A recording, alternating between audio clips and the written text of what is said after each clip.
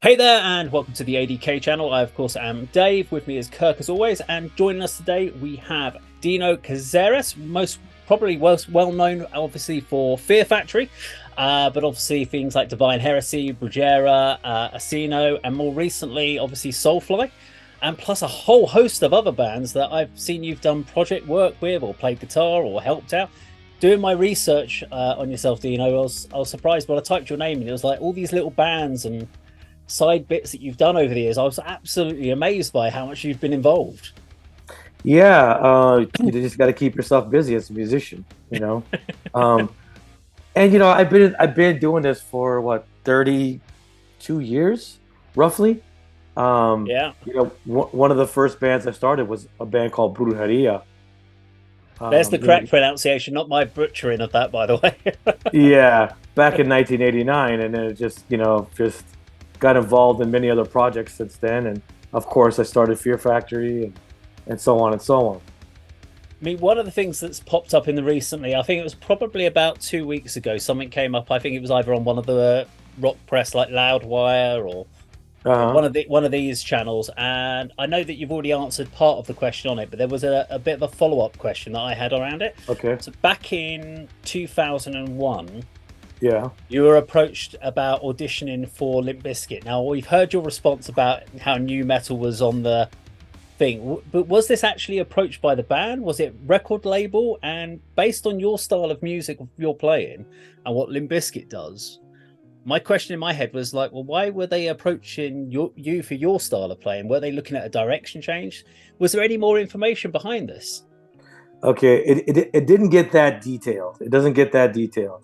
Oh, okay. Basically, I was at a bar in LA called the Rainbow Bar and Grill. You might have heard of it. Mm, It's a very famous bar here in LA. And Limp Bizkit's manager, a guy named Peter Keskis, was at the bar, and he said, "Hey, Limp Bizkit's looking for a guitarist. You should come and audition. Here's my card. Give me a call." And that's as far as it was. oh, okay. Did you sort So, of go? Did you actually give him I, any response there and then and go, yeah, or did you be like, no, I'm just not interested? I was like, "Oh, okay, thank you, cool." That was it. Polite, polite. I didn't really know what it was about. Of course, I found out, a day or two later that, West had left the band and that they were looking for another guitarist, you know. And I was really surprised, but not surprised at the same time that they asked me to audition, not to Mm, be in the band, none of that stuff. But, it would have been definitely a career change for me if I would have done that. mm, At the time, Fear Factory was still going. We had just released a record, DG Mortal. yeah. So, and we were doing pretty well. And so I had no intentions of leaving Fear Factory for that. Ironically, the following year I was out of the band. So, Yes. you know, I mean, I read a lot of the comments. Some people are like, oh, Limp Bizkit's bigger than, Fear Factory, blah, blah, blah. Well, at the time, and a lot of people weren't even alive to live that era. Mm, Um, but back in 2001, 2002, I believe Limp Bizkit released a record in 2003. Um, and it was kind of, that style of music, that genre was kind of on its way out. yeah. You know what I mean? And it already had, already been that new metal has already saturated the market so much, and there was so many bands and just so many things, and it was kind of dying down Mm, at that time. So I thought it was the wrong direction to go in for myself, for my personal career. okay. Fair enough.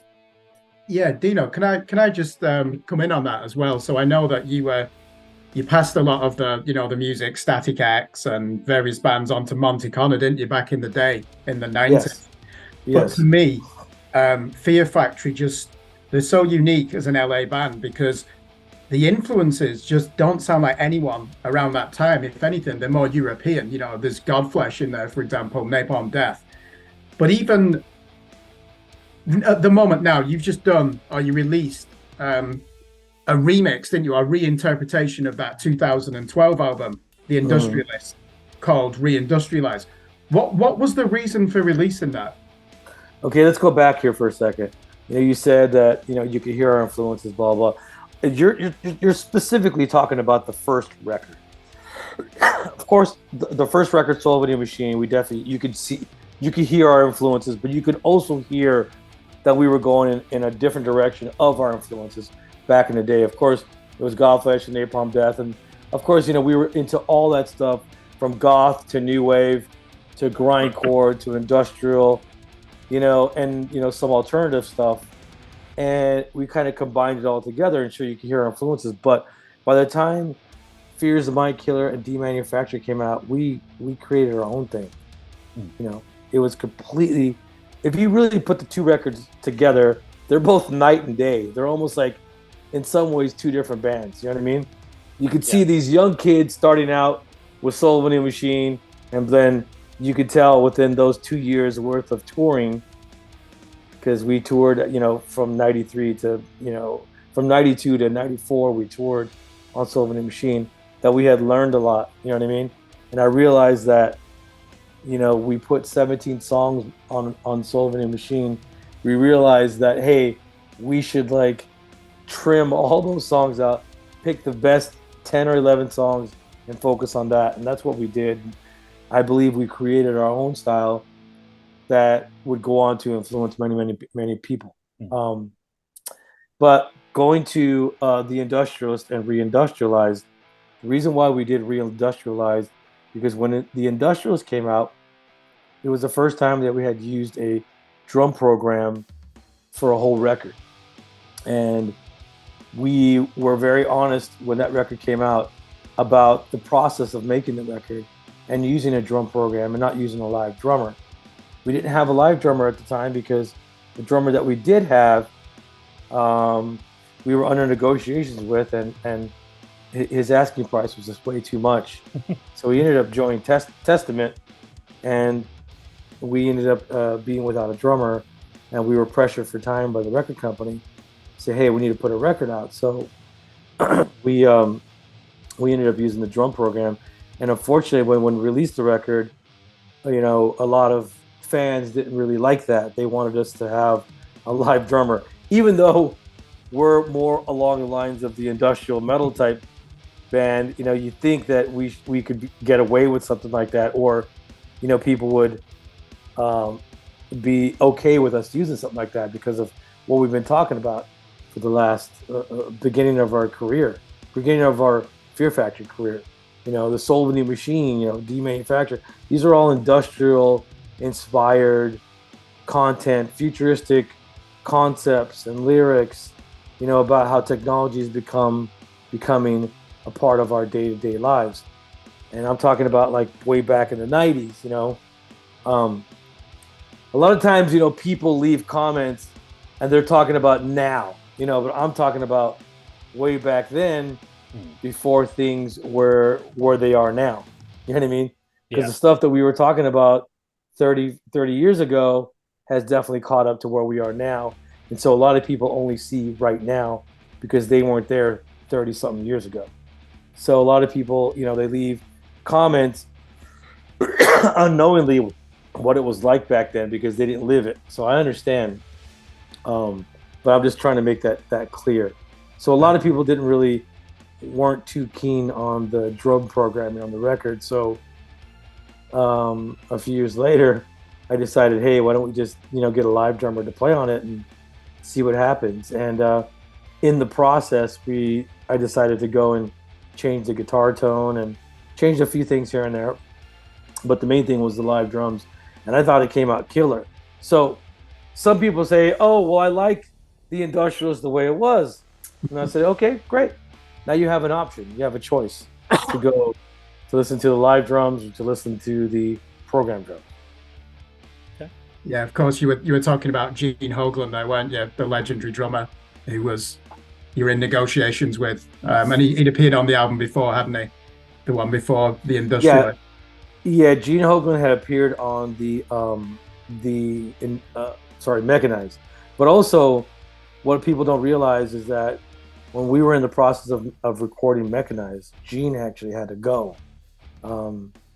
He had to go because he was playing with another band called Death Clock.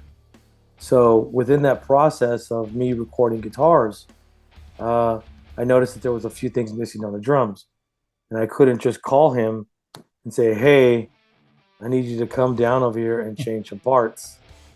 So at the time, I had called Tim Young. You might have heard of him. He was my drummer in Divine Heresy.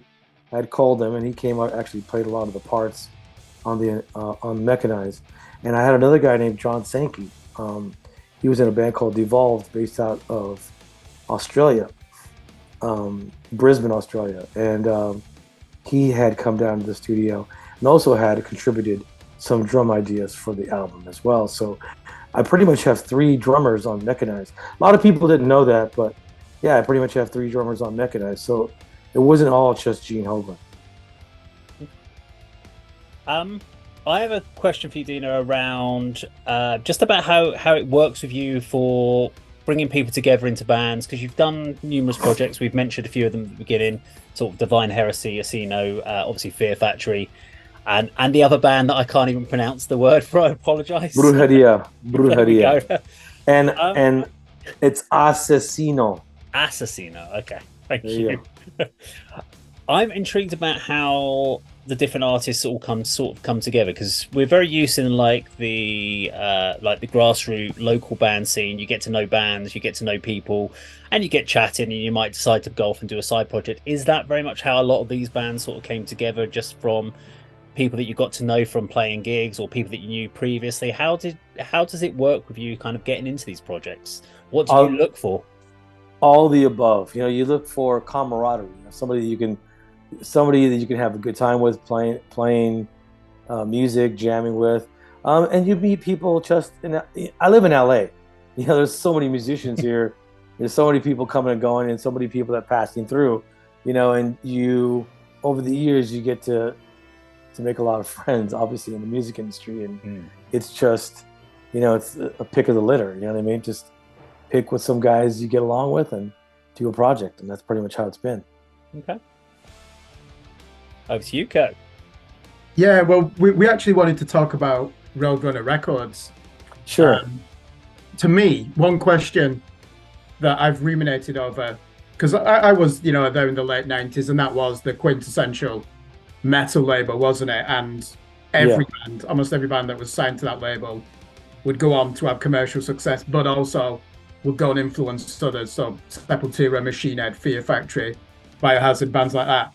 What do you think caused the downfall of Roadrunner Records?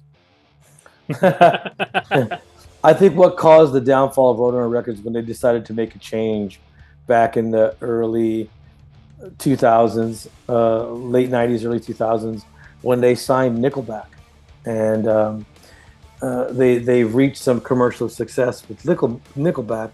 They decided to change the format, and they started dropping all these death metal bands that made them who they are. All these more, not just death metal, but just aggressive metal bands. Because they released Nickelback's first record, and they got a lot of success out of that. I mean, commercial success. And it was big. It was huge. You know what I mean? And they started dropping bands. They started unsigning bands like Suffocation, and all those bands were just got dropped. And they stopped paying attention to bands like us and many other bands. They stopped paying attention to it, and they just completely changed. Were you when was it? Warner Brothers, sorry, the Warner Music Group, I think that was 2010, wasn't it, when they eventually bought them out? Monte Connor, I think, went not long after. But do you not think there was also, like you said there, they were dropping bands like Gorguts got dropped famously, didn't they? Yeah, I mean, a lot of bands. It was just, we don't even need to name all the bands. There's so many. It just literally got dropped overnight because of the success of Nickelback. So the question leading on from that then, because Digimortal is actually one of my favorite records, but what was the most unacceptable example of commercial pressure on you when you're making that record? Is there anything that comes to mind where you just think, which record? Digimortal. The 2001, around that era, because you're at the peak of new metal. are you finding that the Roadrunner all of a sudden are asking you to do things that's just not in the band's musical DNA? Well, it depends on who you ask. Depends on who you ask in the band. But from my point of view, I wanted to go more back towards demanufacture, and the band at the time, the other three members at the time, were pretty much swayed by the record company to write more, songs that were of that era. You know what I mean? I'm not going to say new metal, but just more groovier tracks and something that was a little bit more commercially acceptable for radio and so on. Because you got to realize that we had just, came out of the cycle of obsolete, and that had gone gold in America. So they wanted the next record to be platinum. So in their eyes, in the record company's eyes, they thought, hey, if you write more radio-friendly songs, if you write music that's more accessible, then you guys could reach platinum. They had made a lot of promises. The record company made a lot of promises. And so they were sending in producers that to come listen to us rehearse and play and listen to the demos that we had written for Digimortal. And a lot of producers were wanting to change the band, and I said no. I kept telling producers just to leave, and it started to cause a problem because the other guys in the band were more open to the idea, and I wasn't open to the idea, and I kept putting my foot down, saying no, we shouldn't go this direction. It's a bad idea.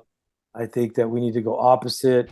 I think this genre at the time of that kind of music was dying, and I think we need to go steer clear of that and go opposite direction, right? And that's when I wrote songs like Acres of Skin, stuff that was more faster and heavier. And then there was one guy that came in, and he wasn't a producer. He was just kind of like a guy. He's kind of like a songwriter. He helps out. His name was, I can't remember his name. His last name was Springer, like Jerry Springer, but wasn't Jerry Springer. But it was Malcolm Springer, Michael Springer, something like that. He came in, and he did help us in a way because I wrote a song called Lynchpin. Wow. And I'm like, okay, I love the song. Let's work on this song. So this guy came in, and he goes, hey, if you cut this here and you cut this there, and he gave us a few ideas on what to do with the song, and I was like, wow, song flows really well. So, with him coming in and an outside view, and he's like a kind of like a songwriter or kind of like a composer guy that helps bands kind of like make minor adjustments to their music without changing the band. I liked that idea, and he came in and he helped us out with like 4 songs, and it was great. But Lynchpin turns out to be one of the biggest songs that we ever wrote. So, yeah. But at the time, it caused a lot of rifts between me and the other bands because they kind of felt that I was being closed-minded to wanting to go more that direction. To not wanting to go more that direction. So they thought I was kind of like a little bit of an outsider because of it, and it caused problems. And so I think that was the first downfall of my exit of the band. Right. Yeah. I mean, just to wrap up on the conversation around Roadrunner, because one of the big positives we did have around Roadrunner, which you were heavily involved with, was Roadrunner United. Yes. Which was a huge thing as someone who was a big fan of the Roadrunner, to see all of the artists that got involved, and you were, of course, one of the captains. Yep. Now, I'm really intrigued about how much sort of say you had in the songs that you wrote, and how was it with the guys that came in and did work with you? Because you had, obviously, Matt Heafy was involved in one of the songs. You had Logan. You had a whole group of different people came in. How did you have to adjust your writing style of the songs to each individual as they were coming in, or was it more a case of, I've got this song, these are the parts, this is what I need you to play? How did it work with you as a team captain? Kind of like, again, all of the above, you know what I mean? we went in, me and I went into the studio with the drummer, and we started writing songs, and it was we basically wrote the skeleton of the song, and we kind of recorded pieces here and there. But when Andreas and everybody else came in, Paul Gray, rest in peace, when he came in, they all contributed their ideas, and they contributed a lot of stuff. So the drummer was me and Roy Mayorga. We went into the studio and started laying down the foundation of what became those songs. A couple of songs I had already previously written before I had met any of the guys. Before any of the guys, came into the studio or anything. And two of the songs we all co-wrote together. So it was great. It was a great feeling, and jamming with Paul Gray, Andreas, and Nadia, and everybody else, and Roy Mayorga, all that stuff it was like we were so excited, like we actually wanted to make a whole album, a whole band, of just the core guys, and I think it would have been great. I think we would have had a good time. It certainly. I mean, watching the video of the live concert, that was just amazing to see all the different people swapping on stage, and that just looked like the best party in the world. It was, and Roadrunner made a big mistake. They had backstage, they had open bar. It was an open bar for all the musicians and everybody involved to go basically have some free drinks, and everybody decided to partake in their free drinks like at least an hour or two before we even started playing, before the show started. So by the time the show came around, people were just hammered. I've got a question in relation to obviously lineup changes. Especially with Fear Factory, we've had lineup changes, and with the latest, obviously with the changes that have gone on recently, I'm intrigued from your point of view. What is it when you are looking for a new member in a band? What is it you're looking for? You've talked about camaraderie when you talked about kind of getting these natural bands together. Is that how you still look at it when you're looking for either it's a vocalist or whether it's a drummer or bass player, etc.? Is it the camaraderie, or do you do a hired gun kind of approach of someone who you know in the industry but maybe haven't had a massive involvement in, and you think about just giving them a phone call? And how does it work with that sort of setup? Yeah, it's a combination of all those things. It is pretty much. You gotta first of all, besides talent, right? They can't have a criminal record. Right. They gotta have a passport. They gotta have some touring experience. Because the last thing you want to do is you got to get out there on the road, and then you find out that the person can't handle being on the road, because the way that I tour, it's a lot. We fly everywhere. You drive everywhere. It's not always the best conditions, and some people can handle it, and some people can't handle it. Some people can't handle being away from home for 2 or 3 months at a time. You know what I mean? And we've been touring quite a lot. We got a lot more touring coming up. We're going to be out there in the UK coming up really soon. We just, that's part of our bread and butter, is being on the road. You know what I mean? That's the best way to survive. And it's getting more difficult as times are changing, and the economy is just getting worse and worse all over the world, not just America, but all over the world. It's really difficult to tour the UK and Europe. It's financially hard, also in America, so it's becoming more challenging, and you got to be able to make sure that you're playing with musicians who understand that and who can handle that. You know what I mean? So that's part of the process of the way I pick a musician to play with as well, especially if they're going to tour with me. Yeah. And can I ask, in relation to, obviously you've had the new singer Milo who's come in, and it was a relatively unknown entity. Some of us may have known of him from some YouTube stuff where he's done some covers, but wasn't a name that we kind of knew until obviously he was announced, really. And one of the first things that kind of went through a lot of people's heads was, why wasn't it like a more of a well-known? Because first question you kind of think about is, there's a lot of singers out there, and we've seen a lot of bands do double duties where vocalists are doubling up. We've seen that recently with Ryan, who's in Soil and is also doing it in Training Ball. He's doing double duty because of the touring schedule, because they want to be on the road for at least half the year with one band, half the year with the other band. And it makes sense. So, was there a temptation with Fear Factory to go, do you know what? Let's get a hired gun, almost a really well-known singer from another band in, bring them across, and that will give another big boost to the band, and we'll do another thing like bringing in someone from like Lamb of God or something like that. Was there any kind of temptation to do that? Well, one of the things that you touched upon is that, you know, people are doing double duty, triple duty with all these different bands that they're involved in, and a lot of them are busy with all those bands. You know, I've hired musicians that, you know, had other bands going on, and it gets kind of difficult to, you know, schedule wise. I don't want to change my schedule because another guy can't make it. You know what I mean? So I didn't want to have a band like that, and so I wanted to pick somebody who wasn't in another band. I also wanted to give an underdog a shot, you know, somebody who wasn't known. Let's bring somebody new into this business. You know what I mean? Let's not use the same guys that everybody else has been using. You know what I mean? Yeah. And I don't mean that in a bad way. I just mean in my personal decision. You know, I wanted to find somebody who was a diamond in the rough. You know, there's like, it's kind of like American Idol. You know what I mean? You're just discovering new talent.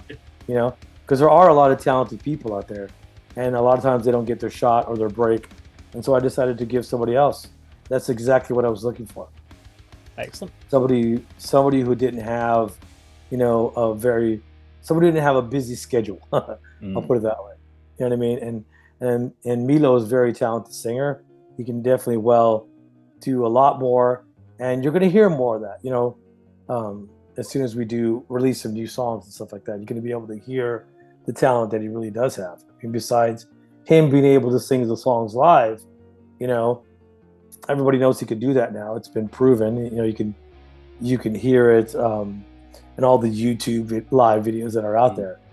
But now the thing that everybody wants to hear is his vocals on a recording. You know what I mean? Sure, I was tempted to use some of the well-known vocalists that are out there, and I did talk to a couple of them, but ultimately, you know, I went with somebody who was unknown, basically. Okay. And I think people are adapting to it because they want to root for the underdog. They want to root for somebody who is just a commoner, I guess you would say, a commoner. Yeah. Someone who's just in the general public, you know, got a shot. Like, oh man, that guy got a shot. Like, you know, they're really happy for him. You know what I mean? Very true. Where if it was like so-and-so, I'm like, oh, yeah, he's in another band. You know, that guy's in another band. That, you know what I mean? Yeah, how many, was it more than 2,000 people that auditioned? How many auditioned for it? No, it was more closer to 300 people. Right, okay. I'm going to say 2,000. I don't know where you got the number from, 2,000, but yeah, it was more like, you know, 300 people. And it was rough going through all that stuff. It was just, but I was really looking. A lot of people have asked me, what took you so long? Well, part of it was because I was touring with Soulfly and Cavalera. Sorry, I got a dry throat. Go for you too. Yeah. It's going around. Don't make me start now. It's the drink break. There we go. So yeah, a lot of people have asked me what took me so long, and it wasn't that I wasn't fully doing it every day, because I was busy touring with Soulfly and Cavalera for, you know, that was like a whole year I toured with them. You know what I mean? And it was amazing. Trust me, jamming with Max and all that stuff was just, you know, hanging out with the family and Mike Leon, the bass player, you know, and Zion and everybody. It was a great experience. I was very excited to do it, and I almost got was in a little bit of a dreamland, because I was like, I didn't have any stress of my own band, and all the stress was on them. I don't know if you understand what I mean. Like when you're doing your own band, you're like in charge of your own business. You know what I mean? It could be stressful sometimes. Well, this was just go play, jam with one of your longest, best friends, and go jam with him and not have to worry about anything except playing. Was a great experience. Like, trust me, I was like, you can get lazy at the same time. So, doing that, and then I was just like taking my time, going through videos and going through different, stuff. And then, of course, some of it was, during the lockdown, and, a lot of times, singers couldn't fly in to come audition, to physically audition. Sure, they sound great in the studio, but, you don't know how much studio magic, you don't know how much, they're editing their vocals. So the best thing to do is get them in, fly them in, and then try them out in person. And that's what I did eventually. And, as soon as the travel restriction was lifted in Europe, that's when Milo was able to fly over here and audition. And I didn't give it to him right away. I said, yeah, I'll get back to you, But at the same time, I was like, this is the guy. I mean, when we were at the practice room, on my phone, I hooked it up to a PA and I had all the instrumentals on the phone. I said, okay, no effects, nothing. Here, just grab a mic, sing this song. Boom, sang it. Okay, sing this song. Boom, sang it. Sing this song. Sang it. All amazing.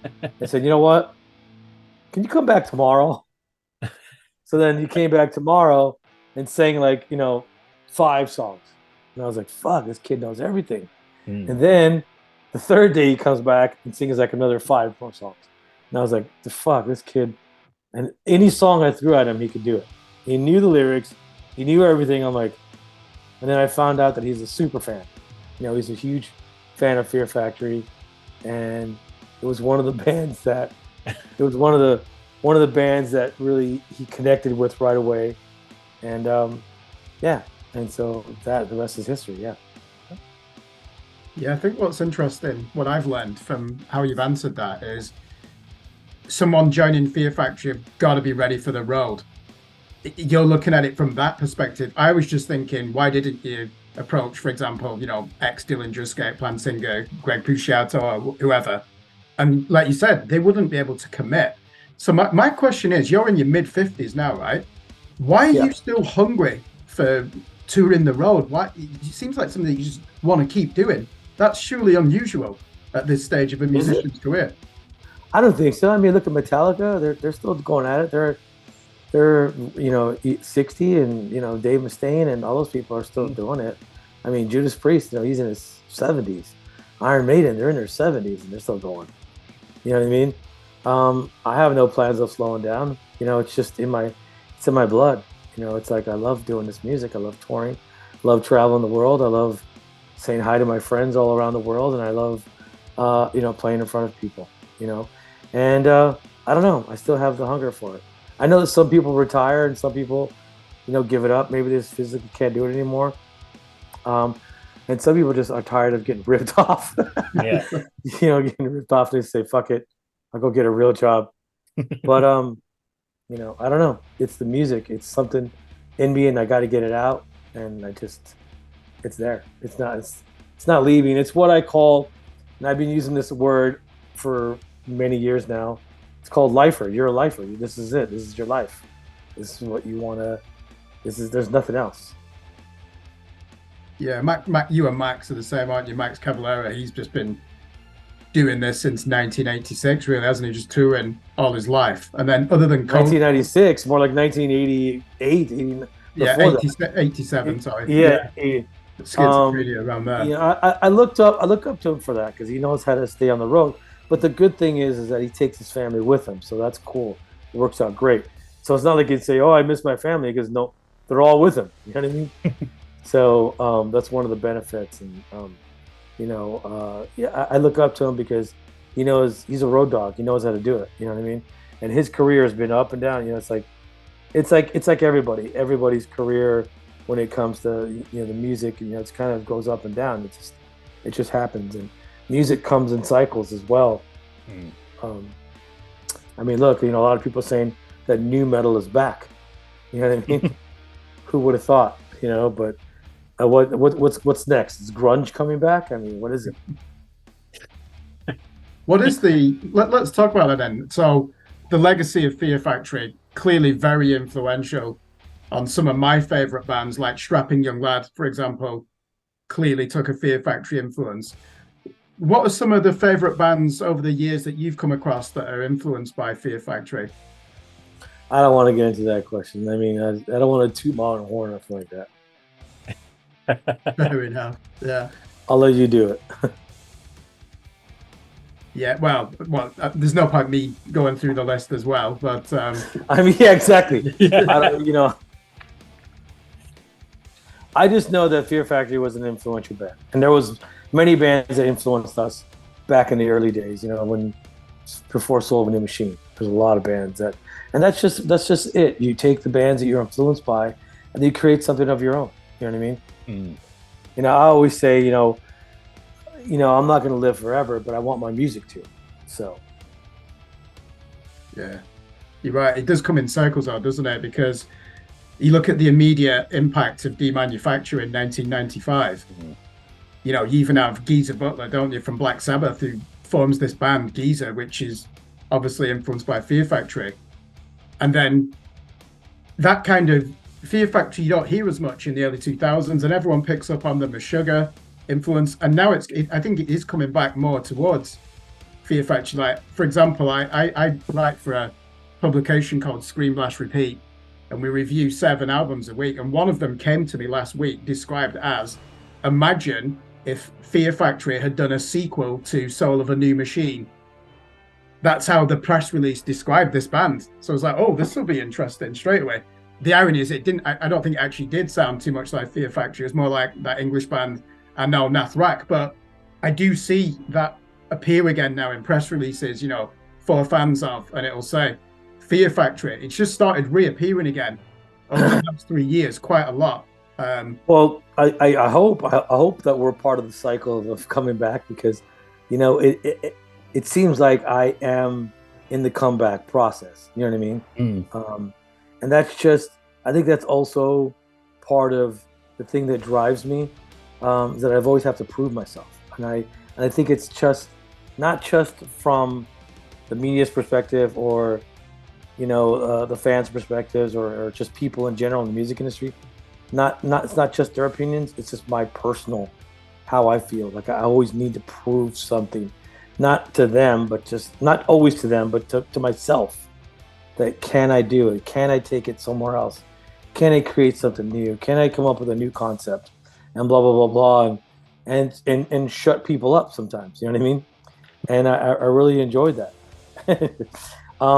And there are critics. Some people are like, oh, let me guess. The next Fear Factory record is going to be about robots and AI and blah, blah, blah, blah. They're saying, they're kind of like, criticizing us for our concepts. It's like, okay, so why is it that black metal bands don't get criticized for singing about Satan and the Dark Lord or some sort of dark forces? You know what I mean? Yeah. It's like everybody has their thing. Why are people not, making fun of, Slipknot, doing the mask thing when there was bands way before that doing it? You know what I mean? Let me guess. The next Slipknot record is going to have all their masks on it. It's like, of course. that's what these bands are about. That's what they do. Yeah.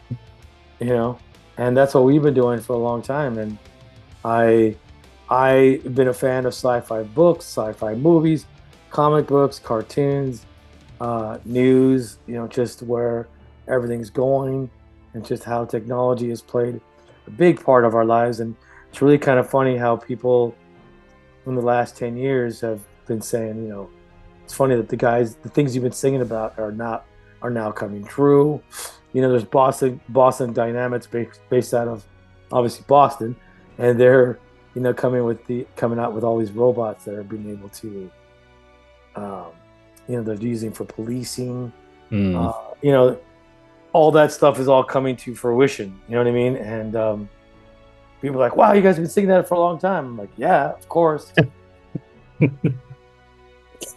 Dystopian metal, but might come true. Yeah, but certainly Yeah. with, I mean, the you know, fears of obviously, AI enslaving us. obviously there's pros and cons to it. You know what I mean?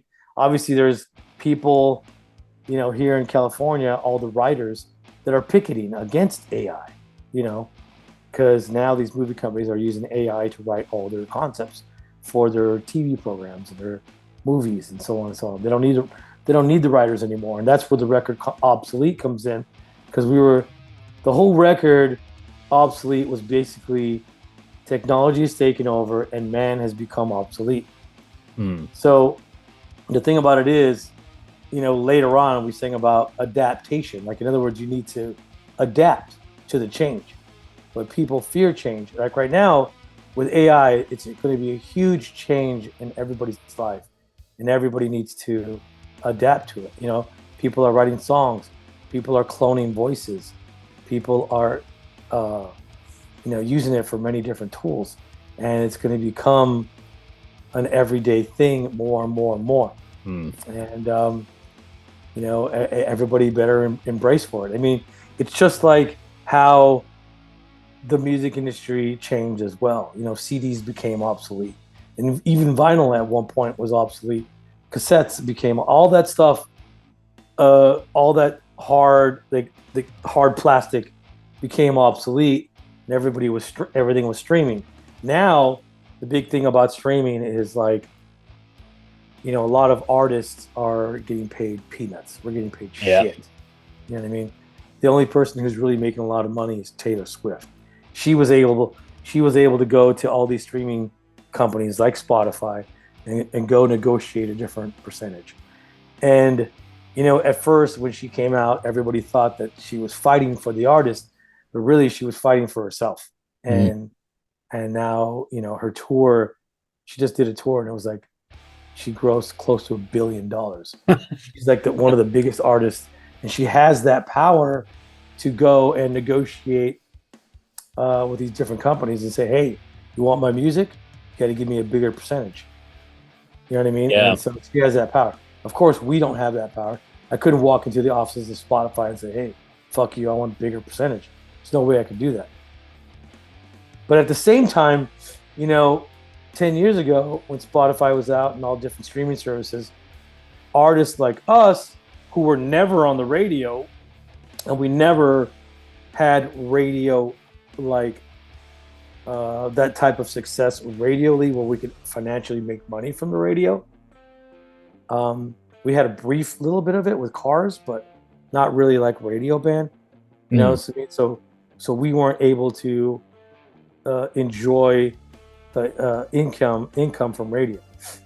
But when streaming came along, bands who were smaller, who never been on the radio, like a lot of death metal and more extreme bands, who never been on the radio, now can actually make some money on streaming services. So it's opened the door for us in that way where we could actually make an income.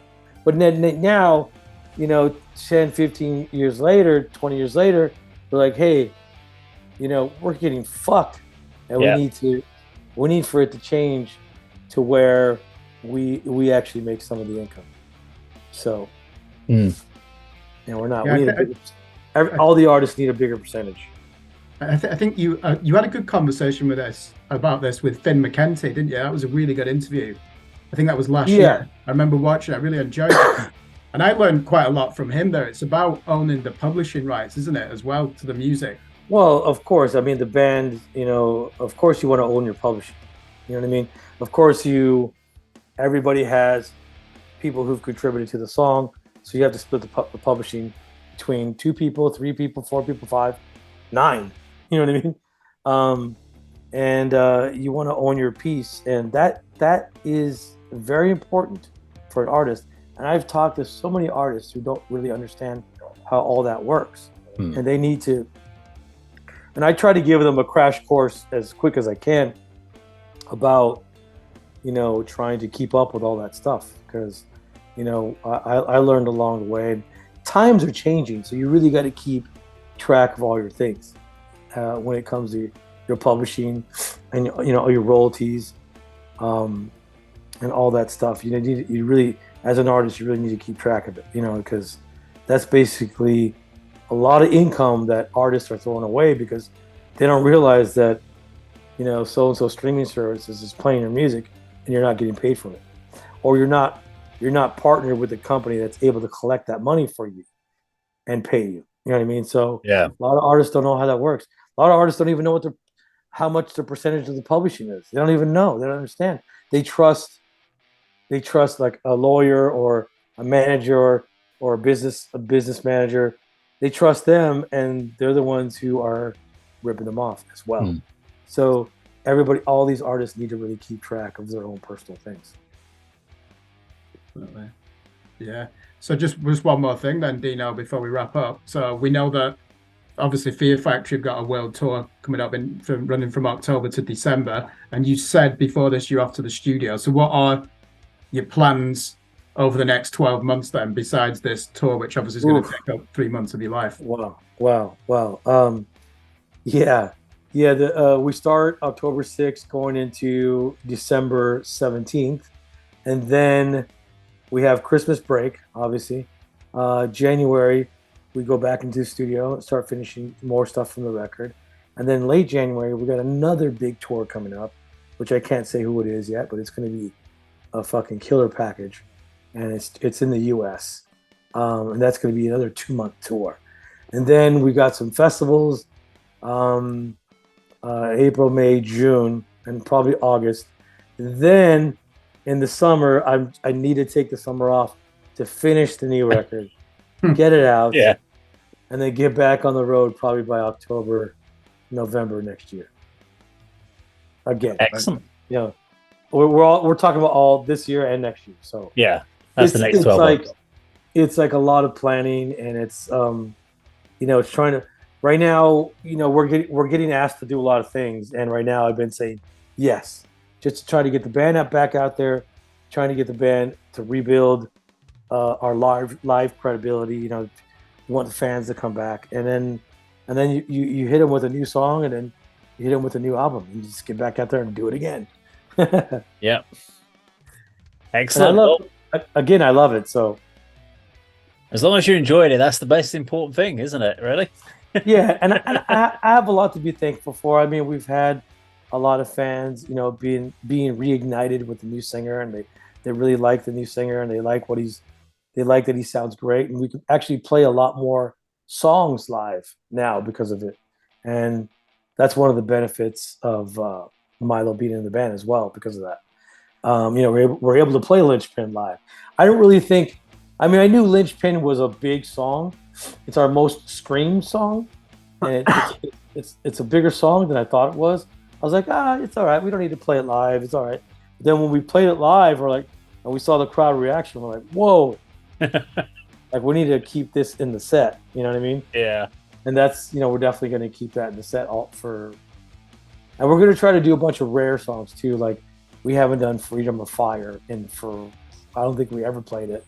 Maybe once back in 1998 when the record came out, but that's a rare song, and a lot of people have been asking for that one, Freedom or Fire. So definitely will be in the set list when we get to Europe and the UK and stuff. So excellent. Well, from me and Kirk, I've just got to say a big thank you, Dino, for obviously spending this last hour or so with us. It's been amazing for us, as both being Fear Factory fans, and hopefully you have a great rest of your day. Enjoy your tour. We can't wait for the new album, and we'll be definitely keeping an eye on what's going on with Fear Factory over the next 12 months at least anyway. So thank you very much. I want to say thank you to all the fans out there for all the support, and thank you for giving me this platform to talk. I appreciate it, and have a good one. Pleasure's ours. Thanks, Dino. Cheers.